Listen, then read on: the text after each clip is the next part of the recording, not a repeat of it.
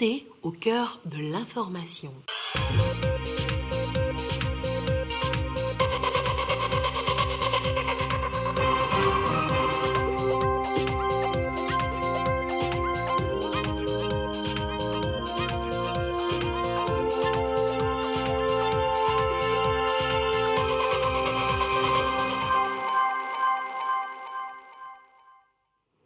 « 20h ici à Lomé, mesdames, messieurs, bonsoir. Au sommaire de cette édition, la participation active du chef de l'État togolais au sommet de Londres sur l'éducation. Faure Sozimna Gnassingbé sur place a plaidé pour des investissements dans l'éducation précaire. Nous parlerons également du Covid-19 et de son variant Delta qui pousse les États à revoir les mesures de lutte aux États-Unis. Un appel strict est lancé aux employés fédéraux.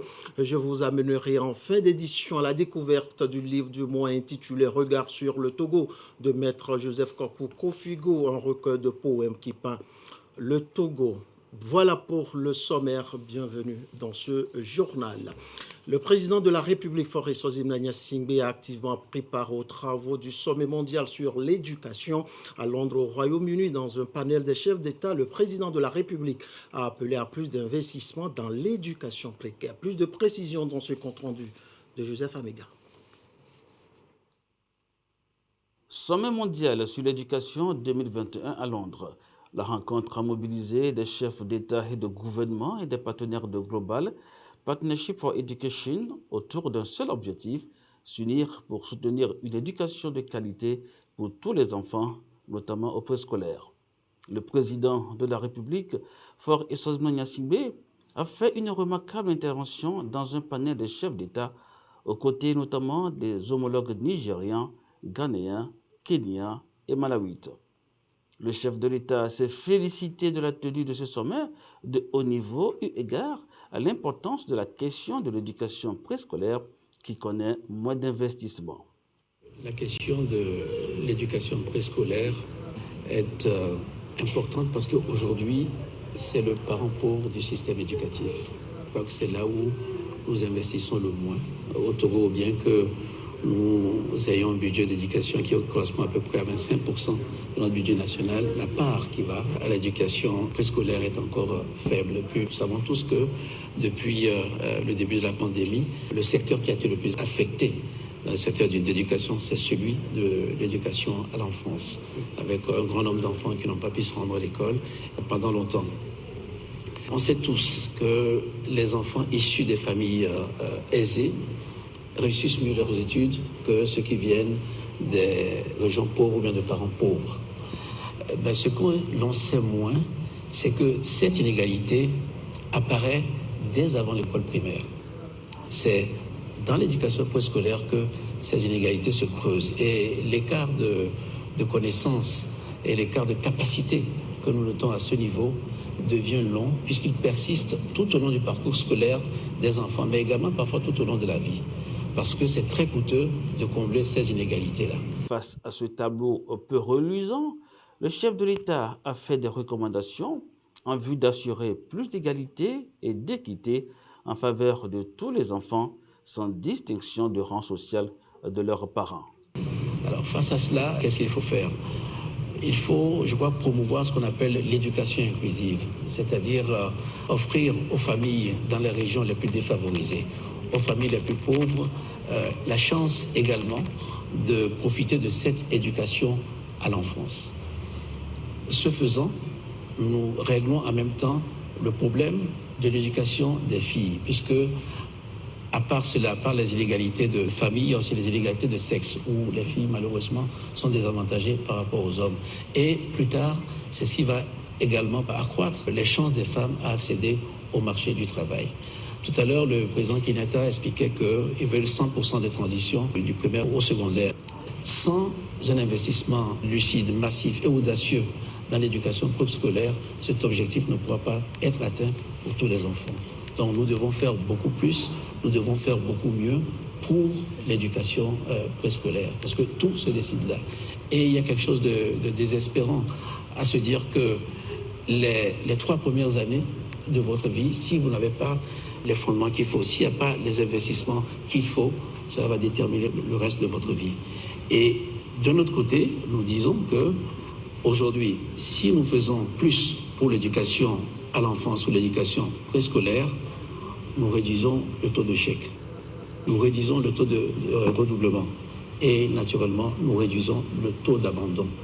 Et donc, une jeunesse mieux éduquée, une jeunesse plus éduquée, c'est un pays qui certainement sera plus prospère, puisqu'on dit toujours que la jeunesse est l'avenir d'un pays. Et donc, dans notre cas, la jeunesse, c'est l'avenir de notre continent. Le chef de l'État a encouragé alors les États à investir davantage au profit de l'éducation préscolaire, gage de fondement indispensable à un meilleur épanouissement de l'enfant dans son évolution. Le président de la République a ensuite lancé un appel à plus de mobilisation des acteurs en vue de réduire significativement le taux d'échec, de redoublement et d'abandon scolaire. L'intervention du chef de l'État Faure Sosmania-Singbe à Londres a été très appréciée par les autres panélistes qui ont abondé dans le même sens en appelant la communauté internationale à s'engager davantage pour assurer un meilleur avenir aux enfants à travers des décisions fortes et courageuses. Nous restons toujours à Londres et à marge des travaux du sommet mondial sur l'éducation. Le chef de l'État togolais Faure Sosmania-Singbe s'est entretenu avec le Premier ministre britannique Boris Johnson. Les détails toujours avec Joseph Amiga. Le président de la République Faure Sosmania-Singbe, en séjour à Londres dans le cadre du sommet mondial sur l'éducation, s'est entretenu avec le Premier ministre britannique Boris Johnson. Les deux hautes personnalités ont évoqué des sujets d'ordre bilatéral et des questions internationales, notamment la sécurité sous-régionale. Au plan bilatéral, le chef de l'État et le chef du gouvernement britannique ont échangé sur les efforts entrepris par notre pays pour attirer le secteur privé et surtout la nécessité de garder la dynamique. En effet, notre pays a entrepris ces dernières années des réformes ambitieuses et courageuses pour créer un climat des affaires favorable aux investissements privés et locaux comme étrangers dans plusieurs secteurs à fort potentiel économique. Les deux hommes d'État ont également échangé sur la politique de promotion des énergies renouvelables. Le Premier ministre britannique a félicité notre pays pour son engagement à promouvoir les énergies renouvelables et les projets déjà entrepris dans le secteur. Sur la thématique du sommet, ils se sont félicités de l'intérêt de la communauté internationale à s'engager pour une éducation de qualité, surtout en faveur de la petite enfance. Le chef de l'État, Faure Sosmania-Singbe, et son hôte ont en outre convenu du renforcement des financements dans le secteur éducatif en vue de mieux garantir la scolarisation de la jeune fille. La situation de la sous-région, marquée par des menaces sécuritaires et des risques de déstabilisation, ont également fait l'objet de discussions entre le président de la République et le Premier ministre britannique Boris Johnson. Ce dernier a salué la contribution du Togo dans la consolidation de la paix et de la sécurité dans la région ouest-africaine et au Sahel. Cette rencontre entre le président de la République Faure Sosmania-Singbe et le Premier ministre Boris Johnson traduit la qualité des relations de coopération entre le Togo et la Grande-Bretagne. On retiendra toujours qu'à Londres, le président de la République Faure Sosmania-Singbe s'est également entretenu avec le président de la Banque islamique de développement, le docteur Banda Rajar. Les échanges ont porté sur les projets en cours d'exécution et financés par la Banque islamique de développement. Les travaux de la table ronde de la réforme du budget programme dans la zone UEMOA sont terminés en note de ces assises que la crise sanitaire a ralenti les États dans l'exécution de leur politique publique. Ainsi, les recommandations ont été formulées. Le point avec Ekoussala. Quelques difficultés certes, mais la mise en œuvre de la réforme du budget programme connaît une avancée significative dans la zone UEMOA. C'est l'une des conclusions ayant sanctionné la table ronde délocalisée du CESAG à Lomé. Il en ressort que ces difficultés peuvent être surmontées au niveau de chaque État. Il va falloir simplement prendre en compte les recommandations issues des assises. Une dimension qui est fondamentalement forte, c'est la nécessité, je dirais, dans un contexte de Covid, d'avoir une certaine agilité, mais aussi d'utiliser cette opportunité pour repenser nos politiques publiques, notamment nos politiques publiques en matière de santé, notamment nos politiques publiques en matière d'emploi des jeunes. En fonction de chacune des réalités, on a des enseignements qui sont importants pour permettre aux uns d'éviter les erreurs des autres. Et je crois que c'est en cela que ces assises ont été particulièrement productives et intéressantes. C'est donc sur une note de satisfaction que les travaux sont clôturés par le secrétaire général du ministère de l'Économie et des Finances, Kofi Agbenokhebi-Panian.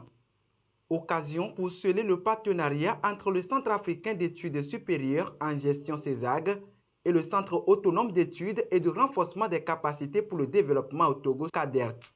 Objectif, mieux accompagner les États dans la dynamique du budget programme, mais pas seulement. Cet accord cadre permettra au CADERT et au CESAG de mieux accompagner les parties prenantes à travers la formation, la recherche et les études, mais également le conseil à la prise de décision. La table ronde a été tenue dans le cadre de la mise en œuvre des réformes budget-programme, mais le renforcement des capacités qui sera fait ira bien au-delà de cela. Ce sera autant dans les domaines du management, de l'évaluation et le suivi des politiques nationales de développement, la mise en œuvre également des programmes et des projets de développement. C'est vraiment dans tous les domaines qui sont aujourd'hui nécessaires au renforcement du capital humain de nos administrations, aussi bien publiques, privées que de nos organisations de la société civile. Ce partenariat répond à la volonté des États de disposer des ressources humaines qualifiées pour assurer la transparence dans les dépenses publiques. Le CESAG est créé à Bamako en 1978. Il a pour mandat d'accompagner les pays de l'UEMOA dans leur élan de développement, ceci à travers la formation des acteurs de développement, qu'ils soient du public ou du privé. La suite de votre édition avec aussi les conclusions des travaux de la 8e session de la commission technique chargée de délimiter les frontières maritimes entre le Togo et le Ghana. On note surtout l'établissement d'un agenda changer, finaliser les négociations. Le compte rendu avec Yata Ratem. Cet échange de paraphes marque la fin des travaux de la 8e session de la commission technique conjointe de délimitation de la frontière maritime entre le Togo et le Ghana. La qualité des interventions a démontré que le processus est en bonne voie.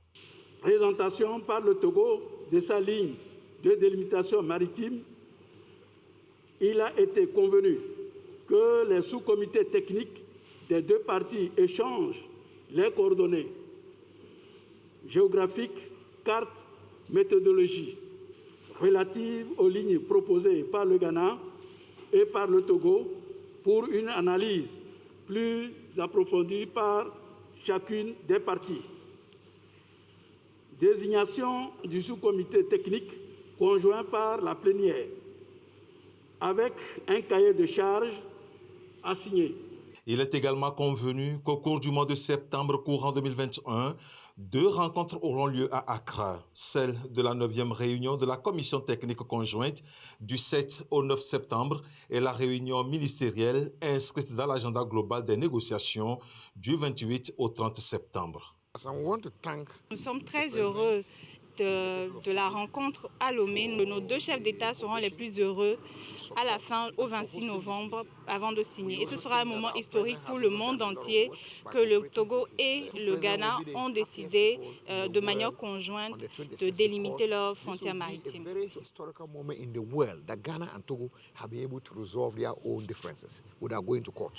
Le ministre de l'économie maritime, de la pêche et de la protection côtière, Edem Kwakutenge, a réaffirmé la nécessité de maintenir le cap des discussions dans l'intérêt des 2 peuples.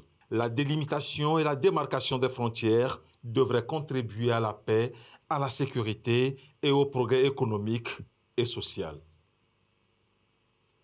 Dans le reste de l'actualité, Lomé abrite depuis hier une conférence internationale sur les politiques publiques pour les communautés à la base. Cette rencontre de haut niveau aura le mérite d'identifier les stratégies et approches novatrices pour renforcer la résilience des communautés face à la pandémie du Covid-19. L'ouverture des travaux était présidée par Madame le Premier ministre Victoire Toméga Dogbé. Le résumé des travaux avec Chazina Mbaga. C'est une conférence historique, la toute première sur le développement à la base. Le Togo mobilise ici la communauté internationale autour du concept. L'enjeu, identifier des stratégies et approches novatrices pour renforcer la résilience des communautés rurales qui peinent à faire face aux chocs exogènes. Il a beaucoup été question de vocables tels que responsabilité, autonomie, partage de la prospérité, agilité et proximité. On a mis l'accent sur la reddition des comptes, la transparence, les mécanismes de contrôle citoyen de l'action publique pour cimenter la confiance sans laquelle les politiques publiques s'avéraient au final inopérantes. On a parlé de valeurs intemporelles, notamment la fraternité et la solidarité. La crise du coronavirus a montré les limites des politiques publiques envers les communautés à la base, a souligné Manuel Escudero, le président du conseil d'administration du Centre de développement de l'OCDE. Son institution préconise un nouveau deal, avec une approche qui met les populations à la base au centre des politiques de développement.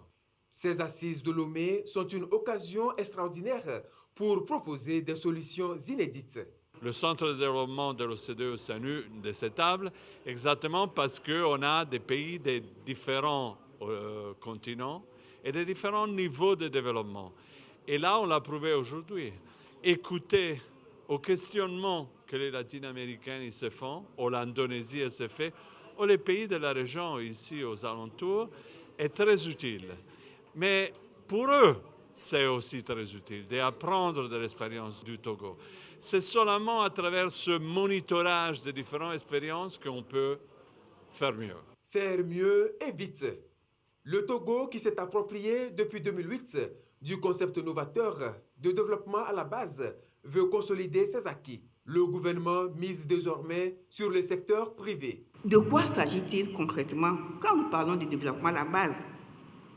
Il s'agit tout simplement de responsabilité et il s'agit tout simplement d'autonomie. La responsabilité des communautés elles-mêmes dans la prise en charge de leur propre développement est réaffirmée grâce aux structures dédiées, les coopératives, les groupements de femmes, des comités de développement des villages, de cantons, de quartiers. L'autonomie, c'est la conviction qu'une fois qu'on aura responsabilisé les individus en leur donnant des outils de formation en éducation sociale, en éducation financière, créant des plateformes de discussion et d'échange, ils sont capables de prendre eux-mêmes leur place dans le développement de leur communauté. Ce cadre d'échange sera pour nous également l'occasion d'ouvrir de nouvelles perspectives intéressantes en matière d'implication du secteur privé dans les actions de développement à la base. Un des axes que nous explorons, surtout aujourd'hui, c'est le renforcement de la contribution du secteur privé national et international à cette politique de renforcement de l'inclusion de nos populations. Nous espérons ainsi que nos discussions aboutiront sur des pistes concrètes pour une véritable coalition multi-acteurs en faveur du développement à la base. Je ne saurais terminer mon propos sans rendre un hommage particulier à son Excellence M. Faure Essor-Zimna Gnassingbé, président de la République togolaise, le champion de la base, qui a su impulser cette dynamique de développement à la base dans notre pays. Des ministres venus de plusieurs pays émergents et en développement, ainsi que des décideurs politiques africains, représentants locaux, organisations internationales, universitaires et sociétés civiles, prennent part à ces assises co-organisées par l'OCDE et le gouvernement togolais. Avec cette conférence de haut niveau, le Togo se positionne comme référence en matière de politiques innovantes de développement à la base et d'inclusion des groupes vulnérables. Les travaux de cette conférence internationale ont pris fin cet après-midi en signalant en tout cas de bonnes perspectives pour les communautés à la base. La cérémonie de clôture a été présidée par Madame le Premier ministre Victoire Toméga Dogbé. Le développement à la base, allons maintenant comprendre cette approche et son impact sur les communautés rurales. De facto, l'approche est censée lutter contre la pauvreté et améliorer durablement les conditions de vie des communautés. Alors, quelles sont souvent les stratégies mises en place? Qu'a dit Togo dans ce reportage de Antoinette Omao. Va voir. Le concept développement à la base est né il y a 9 ans. Pour le gouvernement, il s'agit de prendre les communautés par la main depuis la base. En clair, personne ne doit être laissé de côté. Notre accompagnement du développement à la base, nous avons plusieurs champs d'action.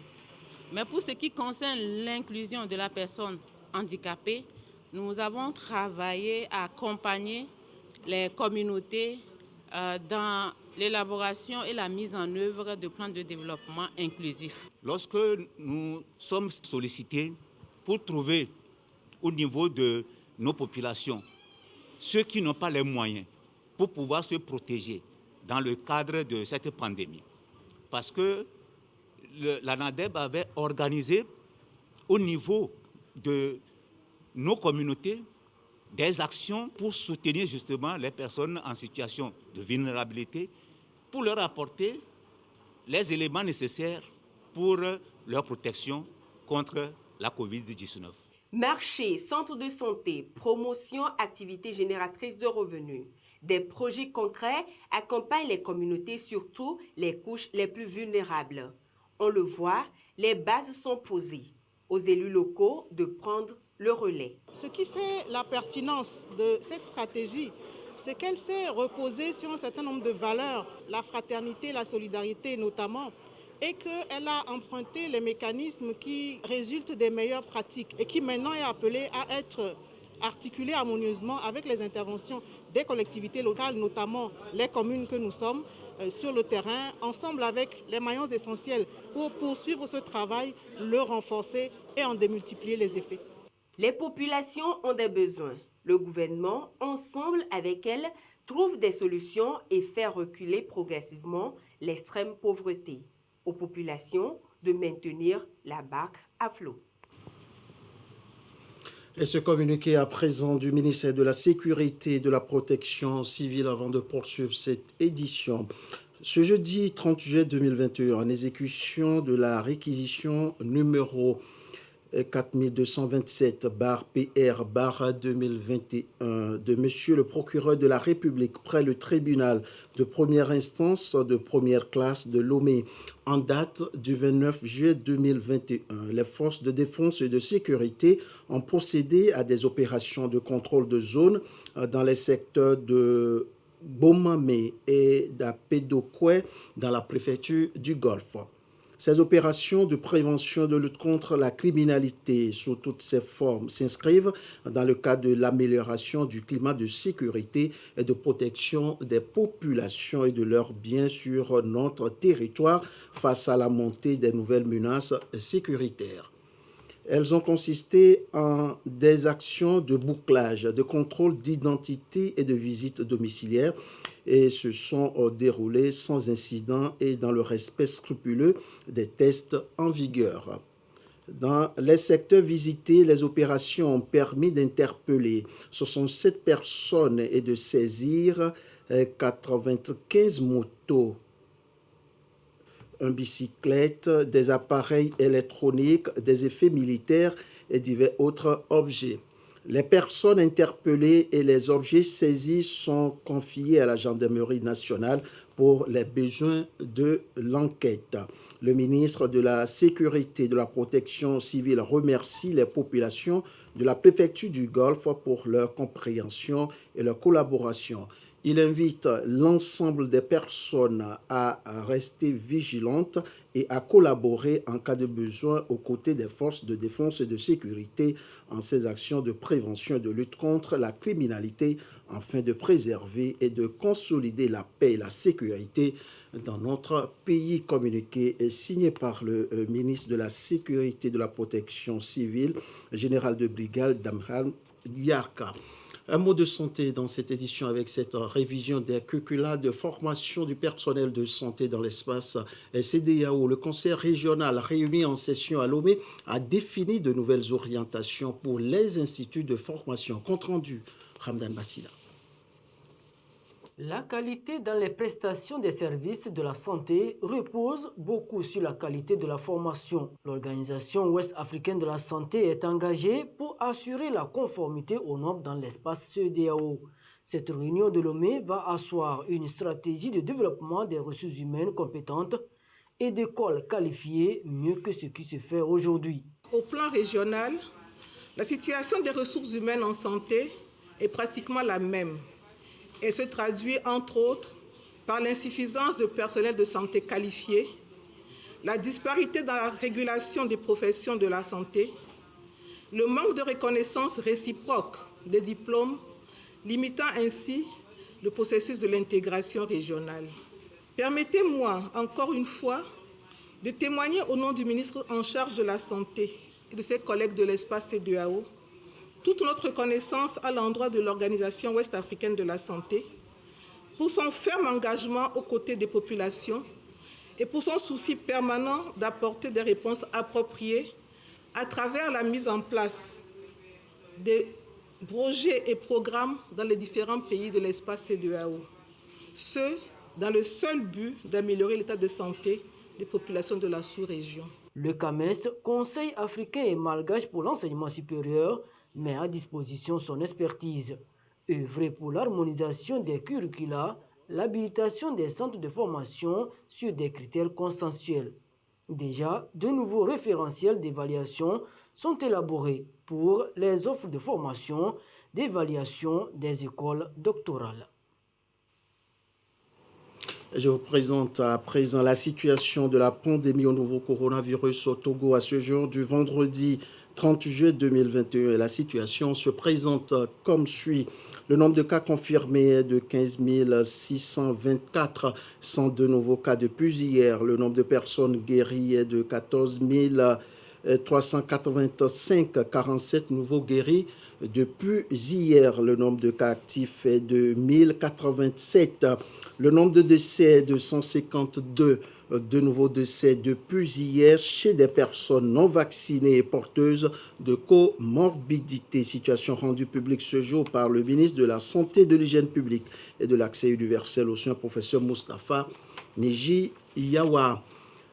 L'actualité hors du Togo, aux États-Unis, dans la lutte contre le Covid-19 et son variant, les employés fédéraux devront soit se faire vacciner, soit se faire tester régulièrement et porter le masque en continu. Le président américain Joe Biden veut également pousser le personnel de l'armée à se faire vacciner. Parlons maintenant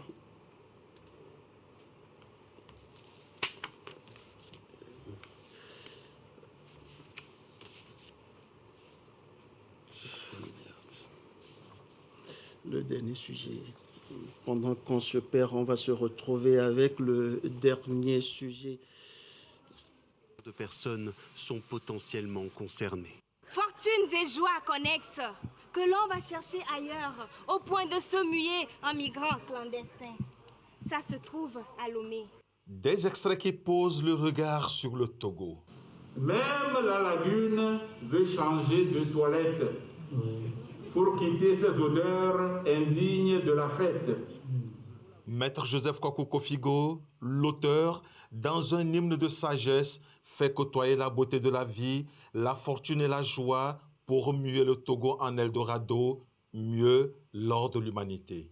Le regard sur le Togo est d'abord parti d'une indignation.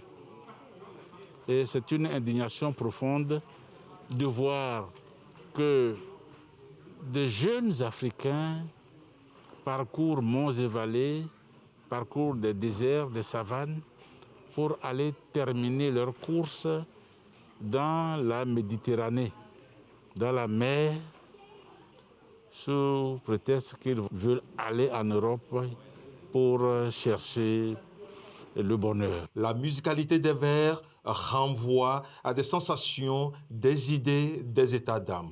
Lorsque vous lisez ce livre, les quatrains, chaque quatrain, ça vous pénètre le corps. Il vous amène à nous découvrir donc, notre pays, les régions, les coins, les recoins. Et il nous apprend à la fois l'histoire, la géographie de ce pays. Le poète a une façon singulière de faire usage du mot auquel il fait subir une transformation. C'est un ouvrage accessible, et que ce soit un collégien, un lycéen, quand il prend le recueil, il peut se retrouver. Les mots sont très simples.